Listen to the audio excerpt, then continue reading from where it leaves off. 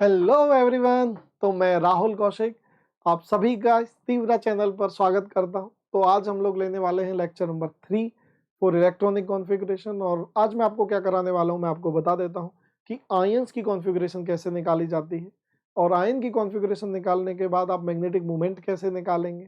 तो ये सारी चीज़ें, डायमैग्नेटिक क्या होता है, पैरामैग्नेटिक, और फिर सबसे इम्पोर्टेंट आज मैं 10 से 15 बहुत अच्छी प्रॉब्लम्स लेने वाला हूँ। अगर आई होप अगर आप उन प्रॉब्लम्स को कर लेते हैं तो I don't think you will be facing any issues with the quantum number, right. चलिए तो आज का टॉपिक स्टार्ट करते हैं। देखिए, अगर आपको ये लेक्चर पसंद आए या आपकी कोई भी फीडबैक है तो आप चैट बॉक्स में वो चीज़ लिख सकते हैं।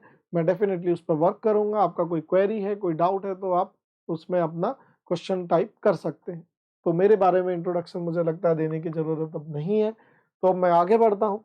Configuration configuration of ions, right. देखिए, कॉन्फ़िगरेशन ऑफ आयन स्टार्ट करने से पहले मैं आपको यहाँ एक बात बताना चाहूँगा कि जैसे याद है बचपन में, मतलब अब पता नहीं, अब तो आप इंग्लिश में बोलते हो, हम लोग हिंदी में पढ़ते थे कटवा पहाड़े। तो उसमें क्या होता था, जैसे किसी ने बोला फेरस तो उसकी कॉन्फ़िगरेशन क्या होगी, 4s2 3d6। कोबाल्ट तो उसकी कॉन्फ़िगरेशन क्या होगी, 4s2 3d7। क्रोमियम क्या होगी, 4s1 3d5।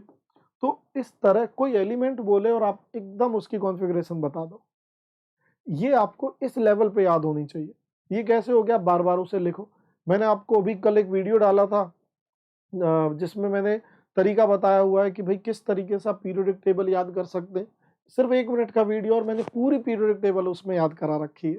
तो जैसे अगर इस सीरीज की बात करूं, शक्ति वक्र में फैकोनिकुज्म,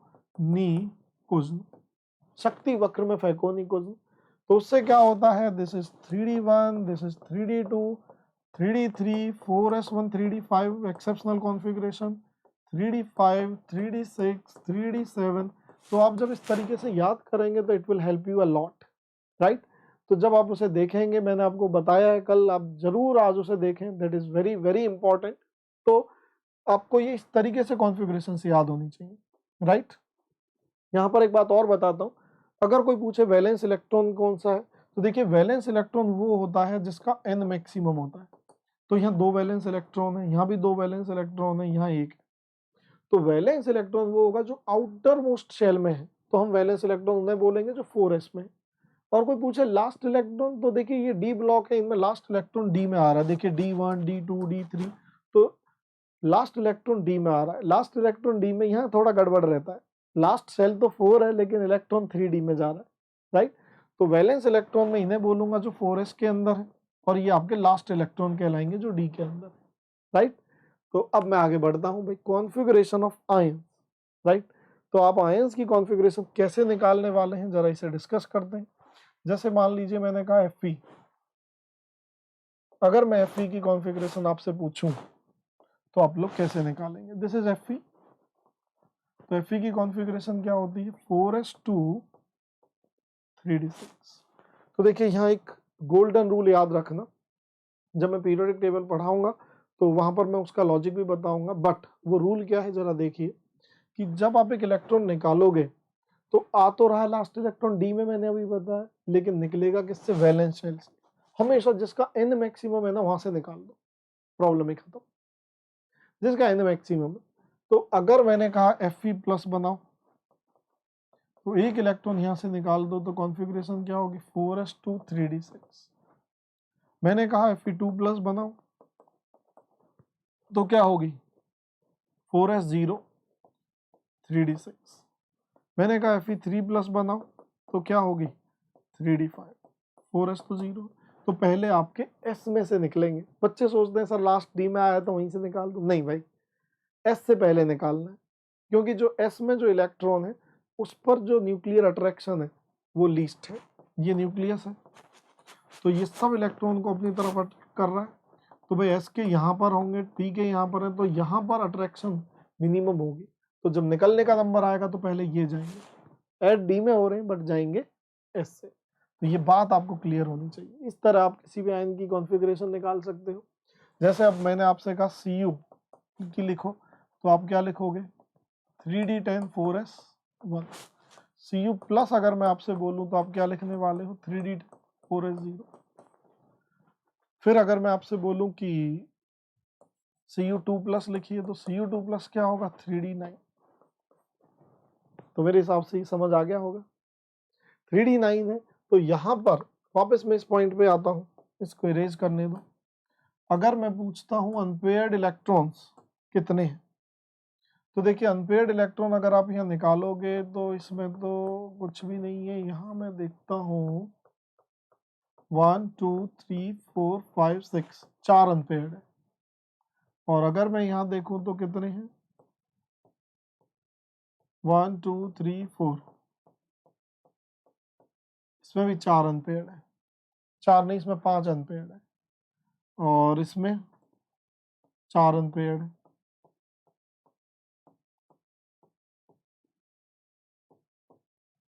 और इसमें 5 अनपेयर्ड है।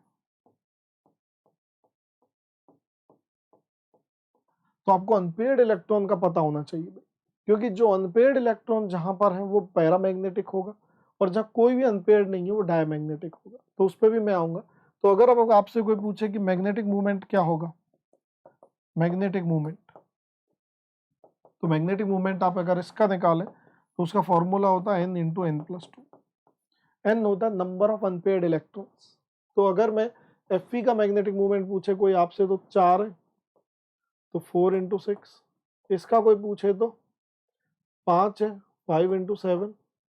इसका कोई पूछे तो 4×6। इसका कोई पूछे तो 5×7। तो इस तरह आप मैग्नेटिक मूवमेंट निकाल सकते हैं किसी भी एलिमेंट का। तो ये ध्यान रखना भी, यहीं पर कंफ्यूजन होती है। मैंने इसका भी बता दिया 3D9 है। तो देखिए इसमें तो कोई भी अनपेयर्ड नहीं होगा। इसमें क्या होगा, एक अनपेयर्ड होगा, ये तो सारे पेयर्ड है। और इसमें भी जब आप 9 बनाएंगे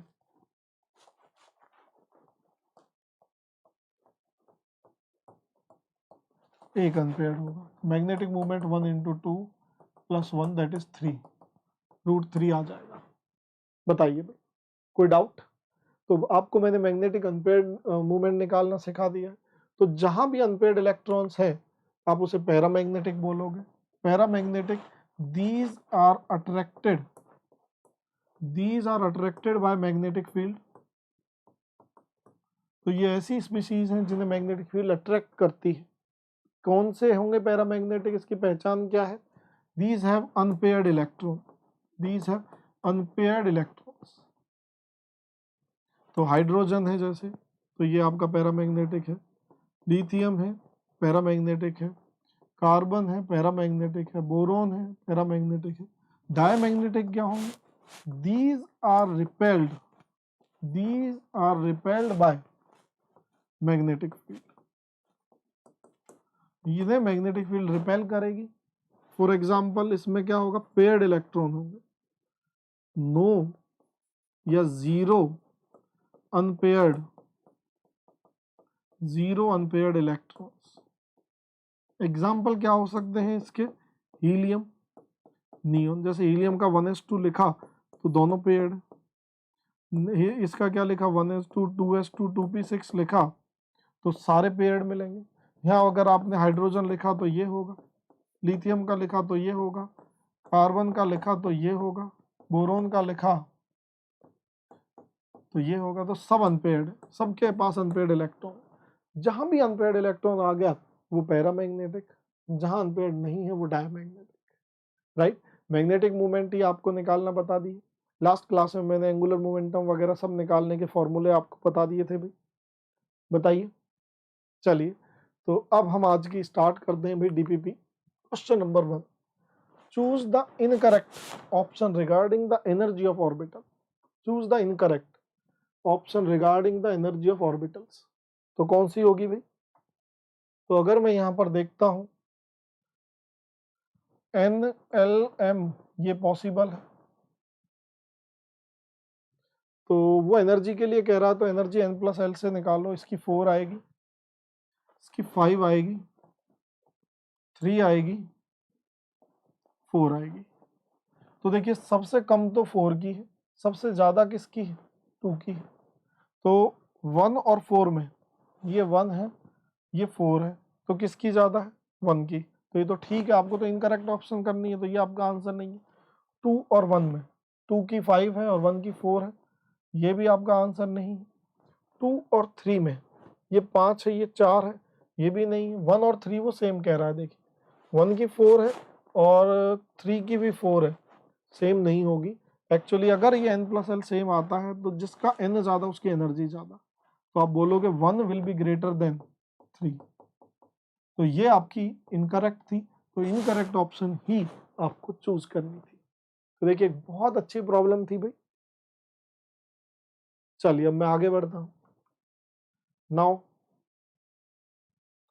not considering the electronic spin, the degeneracy of second excited state in 3 of hydrogen atom is 9, while the degeneracy of second excited state of H minus है। ये प्रॉब्लम थी जो जेई एडवांस में पूछी गई थी 2016, और मैं मानता हूँ बिल्कुल जो टॉप बच्चे रहे होंगे अंडर 100 अंडर 200 वही इसका आंसर सही कर पाए थे। और प्रॉब्लम बड़ी सिंपल है, मैंने पिछली क्लास में इसका कॉन्सेप्ट आपको बताया था, तो मैं आपको 1 मिनट इसके लिए दूंगा, कीजिए भाई।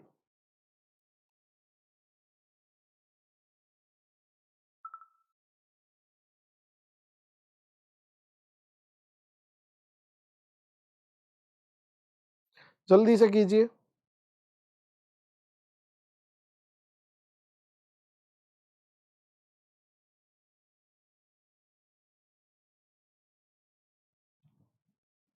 Do it fast.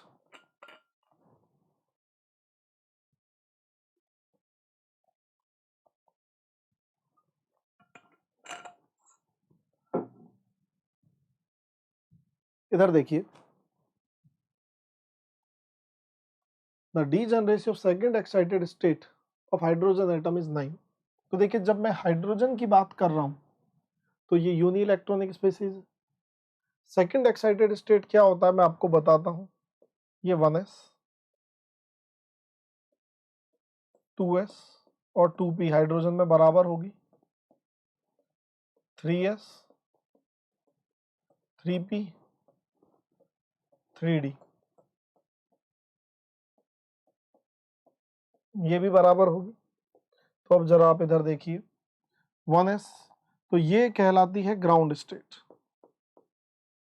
जैसे होता है ना आपकी बिल्डिंग में, मल्टी स्टोरी में होता है सबसे नीचे ग्राउंड फ्लोर, फिर फर्स्ट, फिर सेकंड, फिर थर्ड, तो ये आपका बेसिकली ग्राउंड फ्लोर है।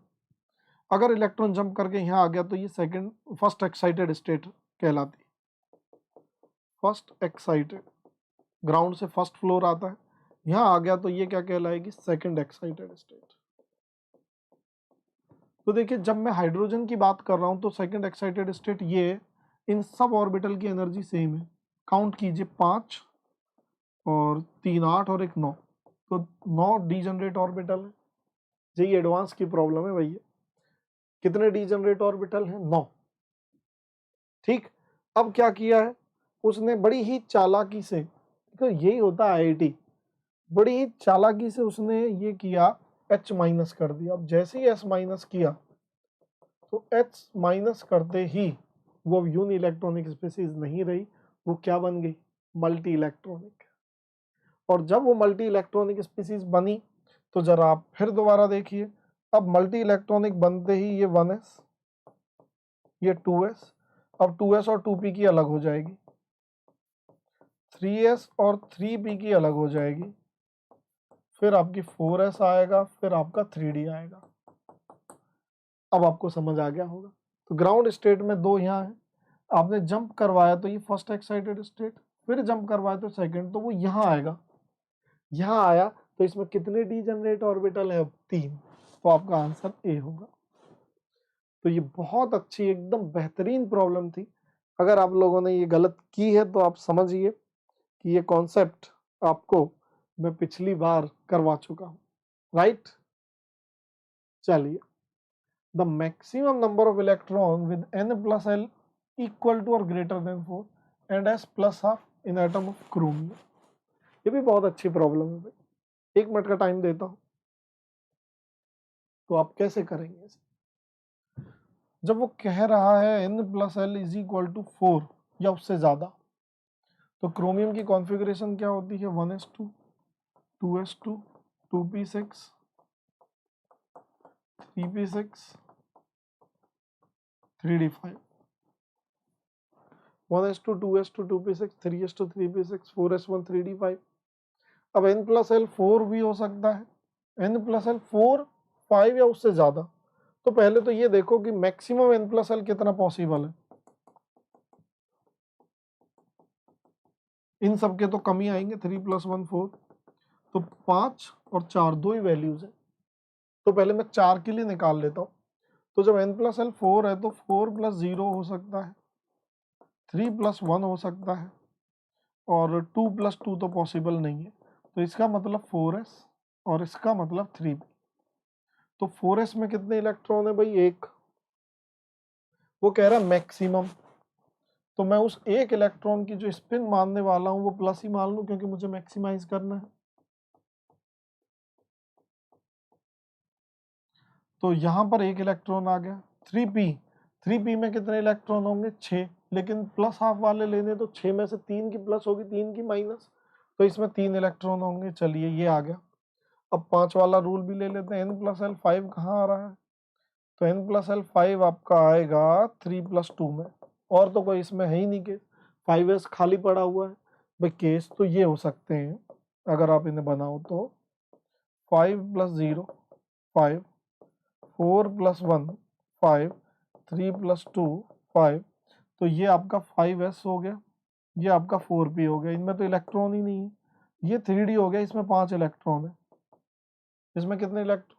5। तो the maximum number of electron with n plus L equal to 4 और ग्रेटर देन, जिनका s + 5 है।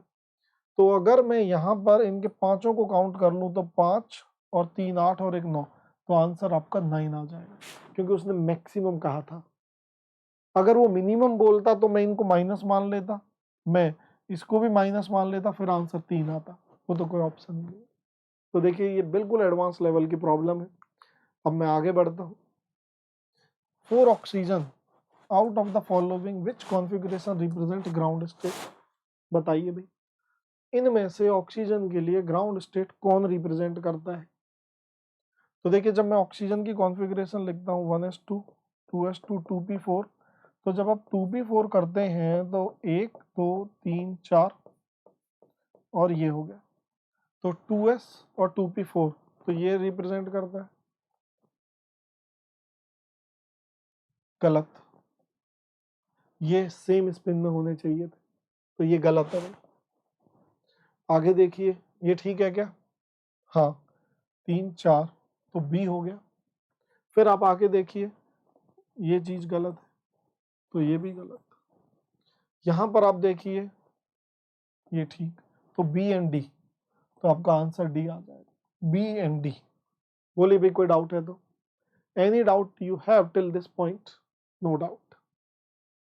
चलिए भाई अब आगे बढ़ते हैं।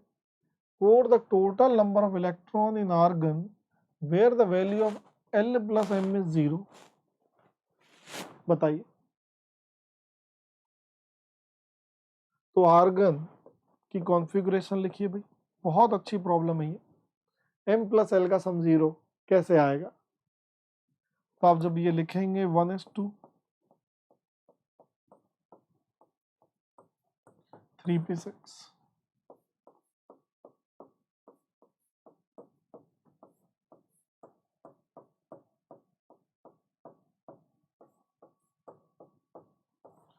इधर देखो,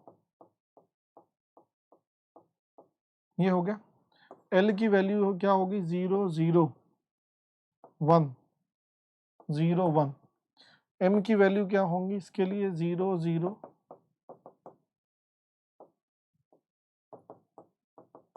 चलिए भाई अब देखिए वो क्या कह रहा है। M और L का सम 0, तो देखिए यहाँ 0 आ रहा है, तो टोटल नंबर ऑफ इलेक्ट्रॉन 2 हो गए। यहाँ भी 0 आएगा, 2 हो गए। अगर मैं इनके लिए लूँ तो 2 यहाँ से हो गए, क्योंकि और किसी का 0 नहीं आएगा।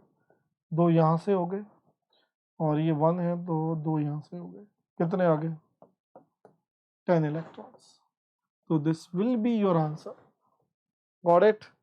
तो देखिए ये भी बहुत अच्छी प्रॉब्लम है। इवन एडवांस लेवल पे इस टाइप की प्रॉब्लम पूछी जा सकती है। देखिए मैं यहाँ पे आपको जो कंटेंट दे रहा हूँ वो जे मेन लेवल का नहीं है, वो बिल्कुल एडवांस लेवल का। जो भी कॉन्सेप्ट मैं पढ़ा रहा हूँ प्रॉब्लम भी एडवांस लेवल के लिए। चलिए अब आगे बढ़ते हैं। How many electrons can be described by quantum number n5 and l2 in a particular atom। तो देखिए जब वो कह रहा है n5 l2 तो 5d हो गया, तो d में मैक्सिमम कितने इलेक्ट्रॉन आ सकते हैं? 10। तो answer will be C. Got it? चलिए भाई, which of the following quantum number is not required to locate an orbital? मैं बहुत बार आपको बता चुका हूँ, क्वांटम नंबर 4 नंबर का सम होता है।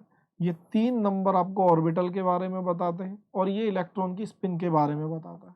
तो ऑर्बिटल का एड्रेस ही 3 नंबर देते हैं, तो यानी यस, ये आपका आंसर होगा भाई। ठीक है, तो आप इस वीडियो को पॉज कर करके देख सकते हैं भाई। क्वेश्चन देखने के बाद मैं थोड़ा टाइम दे दूंगा। इधर देखिए, the quantum number determines the energy of electron in hydrogen atom. तो डीजेनरेसी वाला कॉन्सेप्ट जो मैंने बताया था, which quantum number determines the energy of an electron in hydrogen atom? कौन सा क्वांटम नंबर डिटरमिन करता है, बताइए भाई, बोलो। तो देखिए जब हाइड्रोजन एटम है तो वो यूनी इलेक्ट्रॉनिक हो गया, तो सिर्फ एन से ही काम चल जाएगा। अगर मल्टी इलेक्ट्रॉनिक होता तो आपका आंसर क्या होता? सी। ये भी मैंने आपको क्लास में बताई थी, याद है? चलिए भाई, using S P D and F notations describe the orbitals with the following quantum number n4l3। Tell me now, describe the orbital with the following quantum number। तो n4l3 that will be, देखिए आप ऐसे याद रख लो, l0 1 2 3 4 s p d f 3f 4f हो जाएगा। 4f कहाँ है, कहाँ है, कहाँ है? ये रहा। तो बिल्कुल बेसिक प्रॉब्लम थी, जेई मेंस में भी पूछी जा सकती है इस टाइप के प्रॉब्लम्स। तो आगे बढ़ते हैं। विच of the following rule is violated in below mention configuration? तो बताइए भाई, कौन सा रूल वायलेट हो रहा है? ये तो ठीक है, तो ये भी ठीक है। 5 को कैसे भरोगे? ऐसे ही भरोगे। कोई रूल वायलेट नहीं हो रहा, आपका आंसर क्या होगा? नन। तो ये प्रैक्टिस बहुत जरूरी है करनी, ताकि जो भी अभी तक आपने सीखा, आज आपका क्वांटम नंबर ओवर हो जाएगा। ये मैंने बता दिया है। मैं तीव्रा ग्रुप पे इसकी आपको कुछ डीपीपी या मॉड्यूल्स दे दूंगा, जहां से आप लोग प्रैक्टिस कर सके। ठीक है, आगे आइए भाई। Which of the following is correct statement about energy of an orbital in multi electronic species? अब देखिए वो मल्टी इलेक्ट्रॉनिक की बात कर रहा है, मल्टी इलेक्ट्रॉनिक। तो मल्टी इलेक्ट्रॉनिक में n प्लस एल निकालो, 4 5, ये तो गलत है।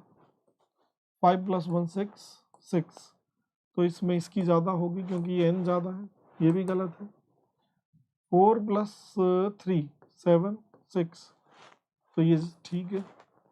4s और 3d ये तो गलत है, 4 और 5 वैसे ही गलत है। तो आपका आंसर क्या आ जाएगा भाई? सी। बोलिए अगर कोई डाउट है तो। Any doubt you have till this point? No doubt. चलिए भाई, अगली प्रॉब्लम कीजिए। यहां पर क्या है? In the following electronic configuration which of the following rule is violated? हाँ भाई बोलो, यहाँ कौन सा रूल वायलेट हुआ? सबसे पहले तो देखो ये दोनों एक ही स्पिन में है, तो कौन सा पॉली बाबा नाराज हो गए? तो एक ऑप्शन बी और सी भी है, तो जरा ये भी चेक कर लो। ह्यून्स रूल, नहीं ह्यून्स तो वायलेट नहीं है, ठीक है।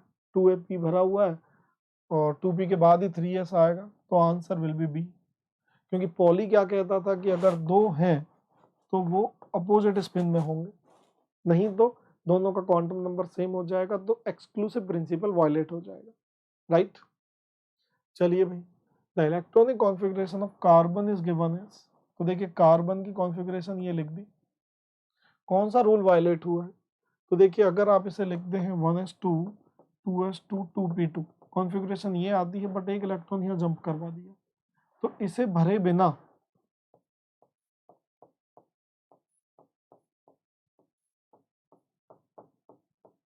देखिए इसे भरे बिना आपने ये पूरा भरा, पहले इसे तो कंप्लीट करो भाई। तो ये तो ऑफ गो रूल वायलेट हो गया। ह्यून्स रूल वायलेट हो रहा है कि नहीं? ह्यून्स को तो कोई गुस्सा नाराजगी नहीं होगी, वो तो कह रहा मैं तो खुश हूं भाई, मेरी तो मल्टीप्लिसिटी मैक्सिमम होगी, ह्यून्स की कोई नाराजगी नहीं है। पॉलीज ना, पॉली तो फिर ह्यून्स नहीं है तो ऑल भी नहीं हो सकता, ये भी नहीं हो सकता, आंसर यही होगा। समझ आया? तो देखिए इस तरह आपको अगर रूल्स पता है तो इस तरीके की प्रॉब्लम आपसे कहीं भी कभी भी पूछी जा सकती है। अगला करिए, calculate total number of electron for N3 L2 and M-2। तो जब वो ऐसे कह रहा है N3 L2 तो ये 3D हो गया। करिए पहले, देखता हूं कितने बच्चे आप में से इसे ठीक करते हैं।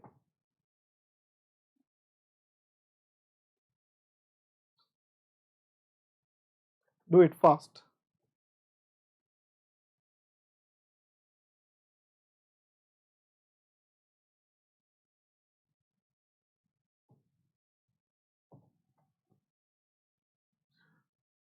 टोटल नंबर ऑफ इलेक्ट्रॉन तो M2, तो जब देखिए आप 3D बनाएंगे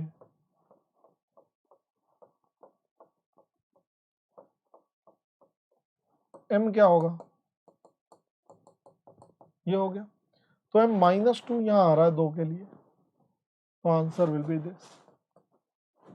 मैक्सिमम 2 इलेक्ट्रॉन, 10 नहीं, M-2 बोल दिया उसने। डन। चलिए भाई, which of the following elements will have the same total number of electron in S as well as d subshell in the ground state configuration। तो आप देखिए इनकी कॉन्फ़िगरेशन लिखिए। जैसे जिंक की अगर आप लिखेंगे तो क्या होगी,